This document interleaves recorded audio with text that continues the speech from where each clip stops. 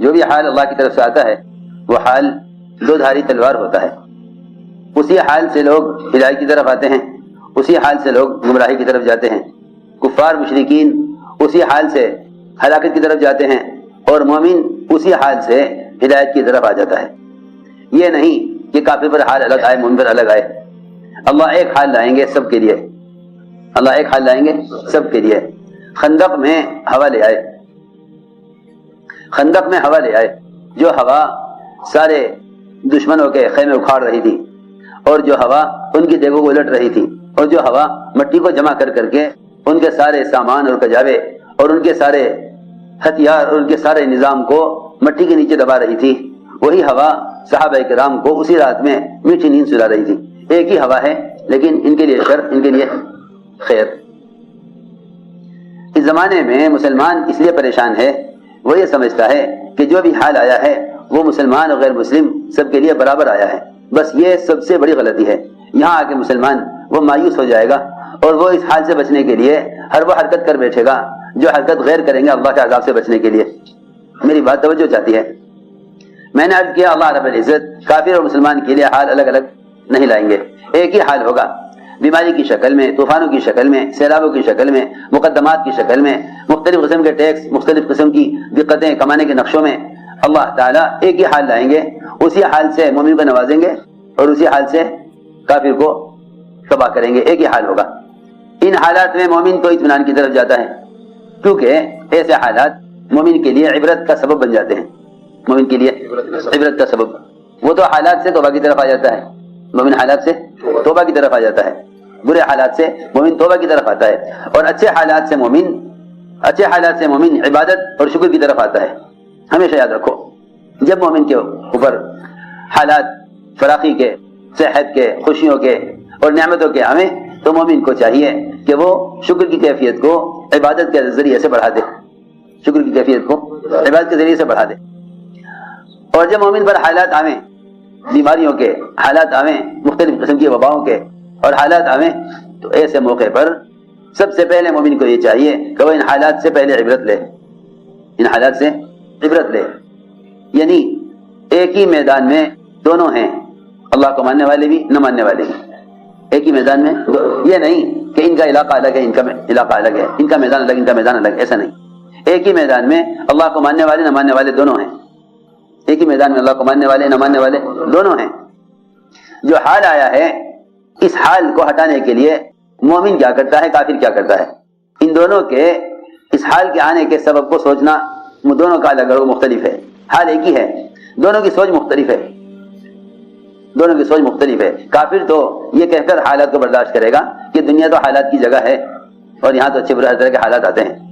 اور مومن یہ کہہ کر حکم کی طرف آئے گا کہ یہ حال میری کسی بدعملی کی وجہ سے اور اللہ کی ناراضگی کی وجہ سے آیا ہے.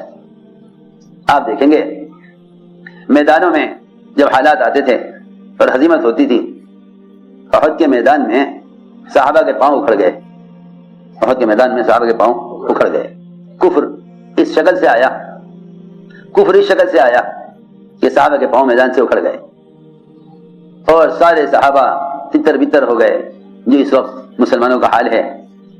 لیکن اللہ تعالیٰ نے ساتھ میں یہ کہہ دیا کہ ان کے پلٹ کر حملہ کرنے اور تمہارے میدان کو چھوڑنے کی جو اصل وجہ ہوئی وہ وجہ تمہارے اللہ کے رسول کے حکم پر نہ جمنے کی وجہ ہے. اس وقت حال کے آنے کا سبب جو ہوا، حضور اکرم صلی اللہ علیہ وسلم نے 50 تیر انداز جبل رمات پر متعین فرما دیے تھے. 50 تیر انداز کس پر؟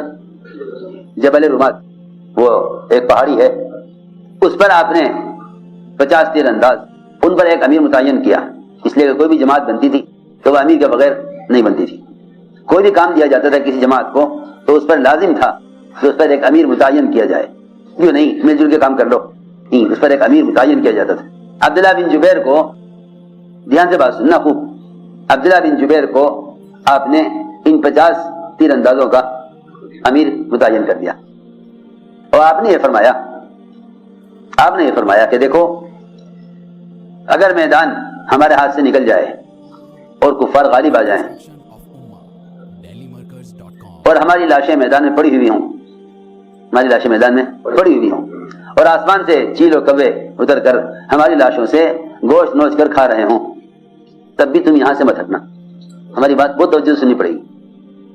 اس زمانے میں تو کفار و مشرکین اللہ کی ذات عالی پر اور اس کے فیصلوں پر یقین رکھنے والے ایک آواز لگائیں گے کسی وبا کی، مسلمان بقول حضرت کے کہ چوہے جیسا ایمان ہو جائے گا، چوہے جیسا ایمان ہو جائے گا، ذرا سی کوئی آواز لگے گی کسی چیز کی، یہ چوہوں کی طرح اپنا بل بھول جائیں گے۔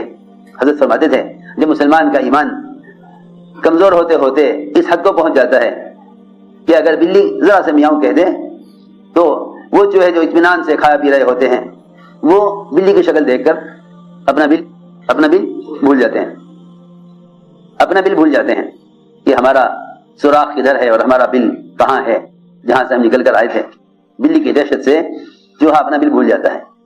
حضرت فرماتے تھے کہ یہ کیفیت اس زمانے میں مشرک کی ہوتی تھی کہ وہ کسی مصیبت کے آنے پر اور کسی عذاب کے آنے پر یہ بھول جاتا تھا کہ انہیں کیا کرنا ہے۔ میری بات توجہ سننا، بہت ذرا سی کوئی بات پیش آ جاتی ہے اس زمانے میں مسلمان بھول جاتا ہے کہ اس وقت میرے ذمہ کیا کام کیا گیا تھا۔ حضور اکرم صلی اللہ علیہ وسلم نے صحابہ کو میدان میں جمانے کے لیے اور اللہ کی مدد کے آنے کے لیے حکم یہ فرمایا کہ اگر ہمیں شکست ہو جائے اور کفار میدان پر غالب آ جائیں اور ہماری لاشیں میدان میں پڑی ہوئی ہوں اور آسمان سے پرندے اتر کر ہماری لاشوں سے گوشت کھانے لگیں تو تم ان پرندوں کو اڑانے کے لیے بھی اس پہاڑ سے نہ ہٹنا۔ سنو غور سے بات، ان پرندوں کو ہماری لاشوں سے اڑانے کے لیے۔ اللہ اکبر۔ بات کیا ہے کہ بات یہ ہے کہ اللہ کا دین اور اس کے فرائض وہ ایسے ہیں کہ کوئی بھی حال آ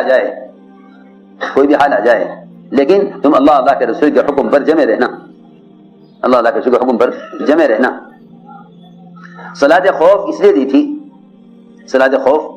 دی تھی تاکہ نماز کی اہمیت معلوم رہے، صلاۃ خوف اس لیے دی تھی تاکہ دو چیزیں معلوم رہیں، ایک نماز اور دوسرے جماعت کی نماز۔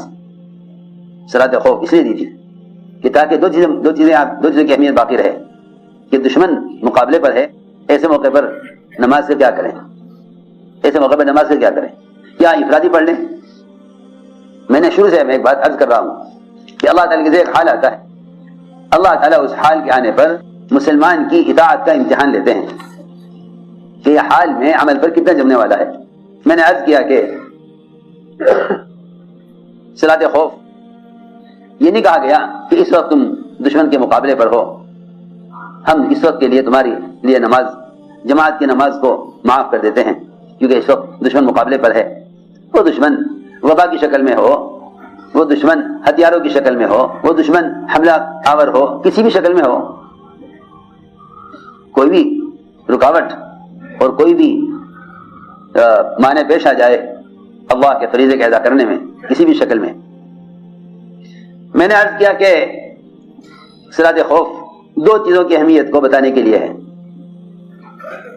صلاۃ خوف دو چیزوں کی اہمیت کو بتانے کے لیے ہے، ایک نماز اور دوسرے جماعت کی نماز۔ تم اپنی پوری جماعت کو مسلمانوں کی دو حصوں میں تقسیم کر لو، مگر نماز اور جماعت اور میدان یہ چھوڑنا نہیں ہے۔ میں نے عرض کی ہے ایک مثال، حضور اکرم صلی اللہ علیہ وسلم نے حکم فرمایا کہ دیکھو اگر ہمیں شکست ہو جائے اور آسمان سے پرندے اتر کر ہمارے گوشت نوچ کر کھانے لگیں تو ان پرندوں کو اڑانے کے لیے بھی یہاں سے نہ ہٹنا۔ اور دوسرا حکم یہ دیا کہ اگر ہمیں فتح ہو جائے اور دشمن میدان چھوڑ کر بھاگ جائے اور مال غنیمت ہم سمیٹنے لگیں تو تم 50 آدمی مال غنیمت کی فضیلت کے لیے بھی کیونکہ مال غنیمت کی فضیلت ہے، مال غنیمت اس امت کے لیے حلال کیا گیا ہے۔ پچھلی امتوں کے لیے جتنا مال غنیمت ہوتا تھا آسمان سے آگ آ کر کھا جاتی تھی، اس امت کے لیے مال غنیمت کو حلال کر دیا گیا، بڑی فضیلت۔ اگر ہمیں پتہ ہو جائے اور ہم مال غنیمت سمیٹ رہے ہوں میدان سے اور کام پورا ہو جاوے اور دشمن پیٹ پھیر کر بھاگ جاوے، تب بھی تم یہاں سے نہ ہٹنا، دونوں صورتوں میں، نہ فتح کی شکل میں اور نہ شکست میں۔ سنو توجہ سے بات، تمہیں یہاں سے نہیں ہٹنا ہے۔ اللہ کی شان، اللہ تعالیٰ نے فتح دکھلائی، اللہ نے فتح دکھلائی، دشمن پیٹ پھیر کے بھاگنے لگا۔ ان 50 نے کہا کہ امیر صاحب اجازت دیجئے، ہم نیچے اترے، سب مال غنیمت سمیٹ رہے ہیں، سب مال غنیمت سمیٹ رہے ہیں اور آپ نے ہمیں پابند کیا ہوا ہے یہاں۔ امیر صاحب نے کہا نہیں، اس کی تو اجازت نہیں دے سکتا، اس لیے کہ حضور اکرم صلی اللہ علیہ وسلم کا یہ حکم ہے، اللہ کے نبی کا یہ حکم ہے کہ یہاں سے مت ہٹنا۔ وہ کہنے لگے کہ ہاں جی ٹھیک ہے، یہ حکم تھا مگر اس وقت تھا، اب حالات ہو رہے ہیں۔ کہا نہیں، حالات کچھ بھی ہوں، ہمیں میدان نہیں چھوڑنا، ہمیں حکم نہیں توڑنا۔ انہوں نے کہا کہ تو آپ اجازت دیجئے ورنہ ہم اترتے ہیں۔ انہوں نے اجازت نہ دی تو 50 صحابہ میں سے 40 صحابہ وہ اپنے امیر کی نافرمانی کر کے اور ان کی بات کا انکار کر کے 40 صحابہ جبل الرمات سے نیچے اتر گئے۔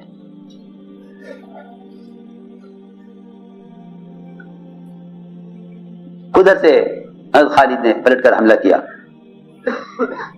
مشرکین نے دیکھا کہ یہ گھاٹی خالی ہو گئی ہے، جو ان پر حملہ کرنے اور میدان کو دوبارہ اپنے ہاتھ میں لانے کے لیے سب سے زیادہ مناسب جگہ ہے۔ وہاں دیکھا کہ جو مجمع وہاں کھڑا ہوا تھا وہ ہے نہیں۔ وہاں الیاس صاحب فرماتے تھے ہمارے اس کام کے تقاضوں کی ذمہ داری کا پورا کرنا، اس کام کے تقاضوں کی ذمہ داری کا پورا کرنا ٹریفک پولیس کی طرح ہے۔ حضرت کا ملفوظ ہے، اس کام کے تقاضوں کا پورا کرنا اس کی طرح ہے، ٹریفک پولیس کی طرح ہے۔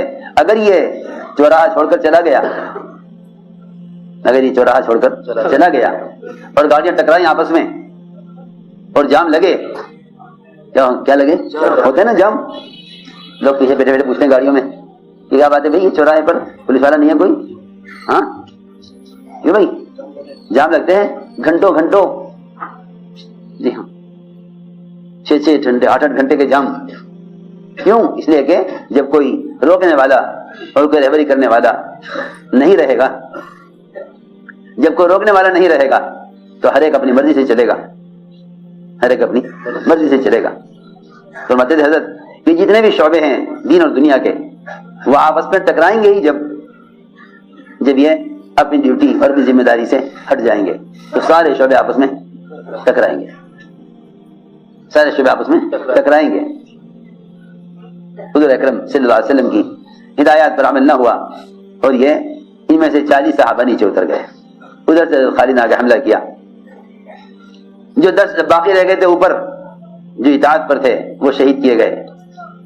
پھر آ کر حملہ کیا میدان میں، اور ایسا حملہ کیا مشرکین نے صحابہ پر کہ صحابہ کو خبر ہی نہیں تھی کہ ان میں سے ہر ایک کی پیٹھ پر پیچھے ایک دشمن سوار ہے۔ میں نے عرض کی ہے ساری بات سیدھے سمجھانے کے لیے کہ اللہ رب العزت حال آتے ہیں دیکھنے کے لیے کہ یہ حکم پر کتنا جمنے والے ہیں۔ سارا میدان مسلمانوں کے ہاتھوں سے غیروں کے ہاتھوں میں چلا گیا۔